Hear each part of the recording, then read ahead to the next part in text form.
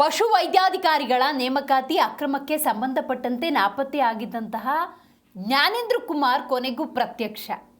ಹೌದು, ಈ ಜ್ಞಾನೇಂದ್ರ ಕುಮಾರ್ ವಿಚಾರಣೆಗೂ ಕೂಡ ಹಾಜರು. ಮಹತ್ವದ ಬೆಳವಣಿಗೆಯಾಗಿದೆ. ಸಿಐಡಿ ಕಚೇರಿಗೆ ಹಾಜರಾಗಿರುವುದು ಈ ಜ್ಞಾನೇಂದ್ರ ಕುಮಾರ್.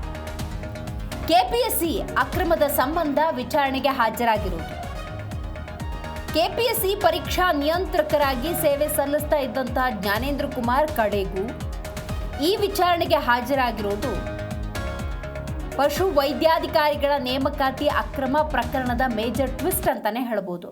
ಹಾಗಾದರೆ ವಿಚಾರಣೆ ಯಾವ ಆಯಾಮದಲ್ಲಿ ನಡೀತಾ ಇದೆ, ಯಾವ ರೀತಿಯ ಪ್ರಶ್ನೆಗಳನ್ನು ಕೇಳಲಾಗ್ತಾ ಇದೆ, ಯಾವಾಗ ಈತ ಹಾಜರಾಗಿದ್ದು, ಇಷ್ಟು ದಿವಸ ನಾಪತ್ತೆಯಾಗಿದ್ದಕ್ಕೆ ಯಾವ ರೀತಿಯ ಕಾರಣಗಳನ್ನು ಕೊಟ್ಟಿದ್ದಾರೆ, ಇದೆಲ್ಲವೂ ಕೂಡ ಬಹಳ ಮುಖ್ಯ ಆಗುತ್ತೆ.